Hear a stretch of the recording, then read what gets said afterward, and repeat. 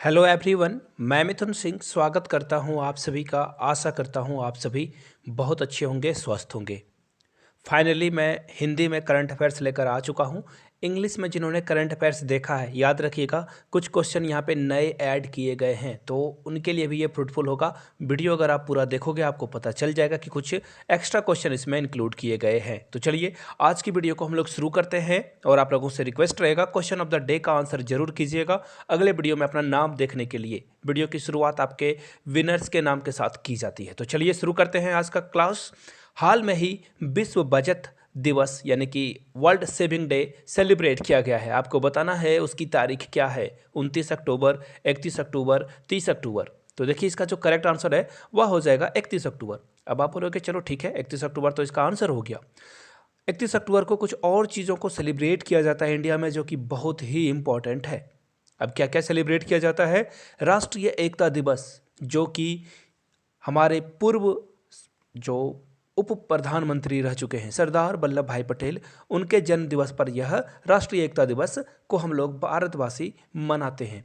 विश्व शहर दिवस भी 31 अक्टूबर को सेलिब्रेट किया जाता है। यानी कि 31 अक्टूबर को तीन चीज़ों को आपको याद रखना है: विश्व बचत दिवस, राष्ट्रीय एकता दिवस और विश्व शहर दिवस। चलिए आगे बढ़ते हैं अगले क्वेश्चन की ओर।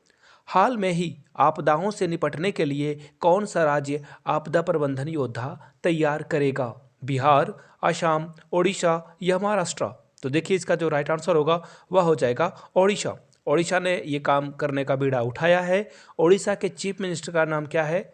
नवीन पटनायक। याद रखिएगा नवीन पटनायक रेलवे का जो एल्युमिनियम वाला रूप है उसे सबसे पहले ओडिशा में ही भुवनेश्वर में जो है इसका इनॉग्रेशन किया गया था। भारत के रेल में जो मिनिस्टर हैं, भारत के रेल मंत्रालय के जो मुखिया हैं, उनका नाम क्या है? अश्वनी वैष्णव। उन्होंने इसको जो है इनॉग्रेट किया था, यानी कि उद्घाटन इसका किया था। आगे बढ़ते हैं अगले क्वेश्चन की ओर। हाल में ही भारत ने किस देश को हराकर सुल्तान जोहर कप 2022 जीता है? क्वेश्चन देखिए मैं आपको बताता हूँ। सुल्तान जोहर कप मलेशिया में आयोजित किया जाता है। याद रखिएगा हर साल ये मलेशिया में आयोजित किया जाता है और मलेशिया में आयोजित होने वाले सुल्तान जोहर कप को इंडिया ने 3 बार जीता है। और ये जो अभी हाल में रिसेंट में हुआ था, इसे भी इंडिया ने ही जीता था। किसको हराकर जीता था? तो ऑस्ट्रेलिया को हम लोगों ने हरा दिया था। किसे हराया था? ऑस्ट्रेलिया को। याद रखिएगा ये अंडर 21 की बात हो रही है, यानी कि 21 साल से कम वाले जो भी खिलाड़ी थे इसमें शामिल हुए थे। याद रखिएगा इस बात को। ऑस्ट्रेलिया से एक और चीज़ को याद रख लेना है। ऑस्ट्रेलिया का कैपिटल क्या है? ऑस्ट्रेलिया का कैपिटल है कैनबेरा। याद रखिएगा, आप लोगों को याद होगा। नीचे आप देखिए क्वेश्चन ऑफ द डे में आप लोगों से क्वेश्चन पूछने की बारी आ चुकी है। ऑस्ट्रेलिया के वनडे टीम के कप्तान का नाम आपको नीचे कमेंट में बताना है। The captain of Australia in ODI, नीचे कमेंट करके बताइए। दूसरा सवाल आपसे ये पूछा जा रहा है, ऑस्ट्रेलिया के करंट प्रेसिडेंट कौन है? नीचे कमेंट करके इसका भी जवाब आपको देना है। चलिए आगे बढ़ते हैं क्वेश्चन नंबर 4 की ओर।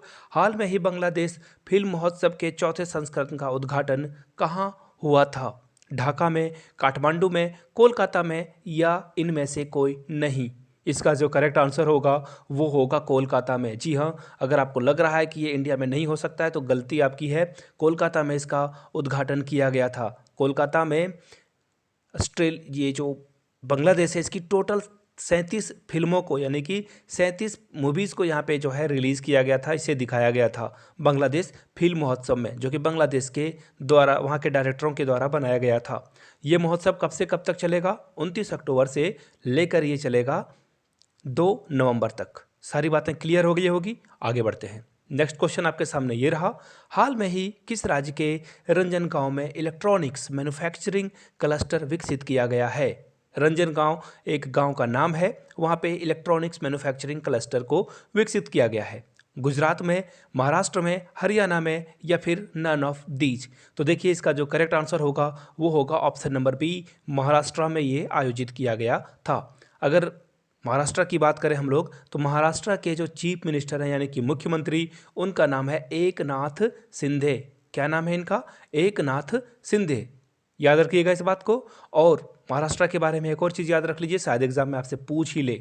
संपत्ति को पंजीकृत करने को, यानी कि जो आपकी संपत्ति है उसे डिजिटलाइजेशन, यानी कि उसे जो है डिजिटलाइजेशन किया गया है महाराष्ट्र में पहली बार। पूरे भारत में ये पहली बार कहाँ हो रहा है? महाराष्ट्र में। चलिए आगे बढ़ते हैं। नेक्स्ट क्वेश्चन आपके सामने ये रहा, लुइस इनासियो लुला डी सिल्वा किस देश के नए राष्ट्रपति यानी कि प्रेसिडेंट बने हुए हैं? तो याद रखिएगा ये ब्राज़ील के नए राष्ट्रपति बन चुके हैं। ब्राज़ील की कैपिटल की अगर बात की जाए तो ब्राज़ीलिया यहाँ की कैपिटल है।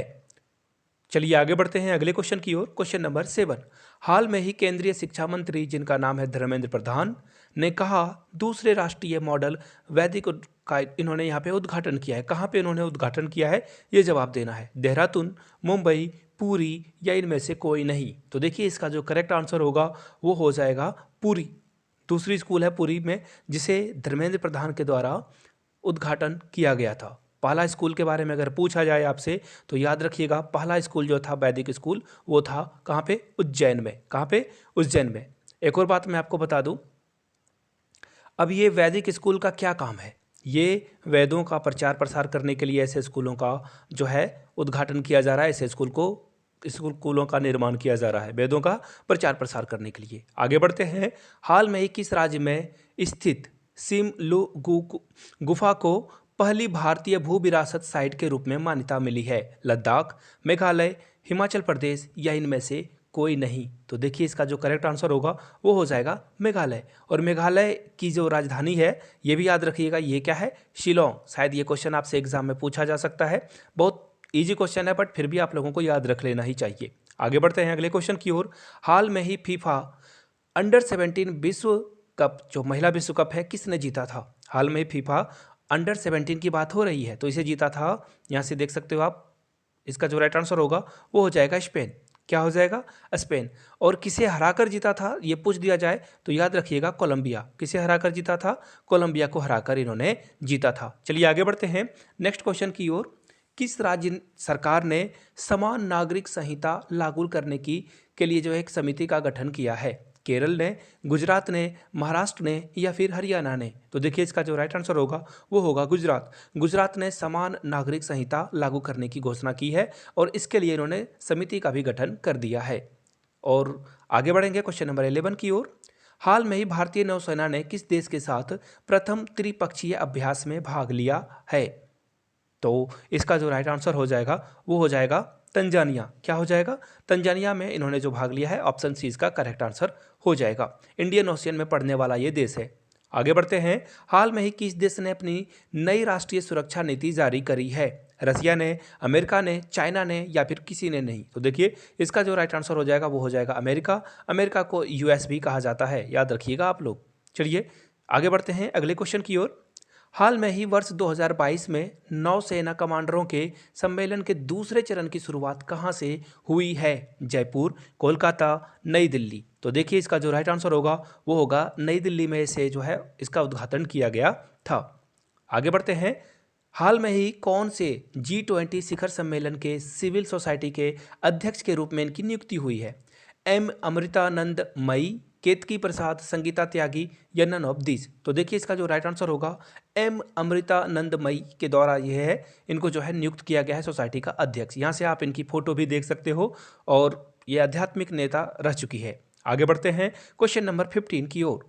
हाल में ही किस देश के सबसे सतत तेल और गैस कंपनी के रूप में मान्यता मिली है? भारत के देश में जो है, एक्चुअली भारत देश ही हम लोगों का देश है, आपको बताना है कि किस कंपनी को यहाँ पे मान्यता मिली है। तो BPCL is the right answer और इसकी स्थापना 1952 में की गई थी। और इसका मुख्यालय अगर आपसे पूछ लिया जाए तो याद रखिएगा इसका मुख्यालय आपको कहाँ मिलेगा? मुंबई में मिल जाएगा। चलिए आखिरी क्वेश्चन की ओर हम लोग बढ़ते हैं। हाल में ही कौन सा देश भारत का 7वां सबसे बड़ा व्यापारिक भागीदार यानी कि बिजनेस पार्टनर बन चुका है, ट्रेडर बन चुका है? तो देखिए सबसे पुराना दोस्त हमारा रसिया, जिन्होंने हमारी थिक एंड थिन में जो है मदद करी है, यानी कि बहुत ही मुसीबत में मदद किया है। रसिया हमारा 7वां पार्टनर बन चुका है। आखिरी में आप लोग आ चुके हो तो कमेंट बॉक्स में जय हिंद ज़रूर लिख दें। आप लोगों के हौसला से ही हौसला मिलता है मुझे। तो नीचे हौसला अफजाई ज़रूर करें, जय हिंद ज़रूर लिखें।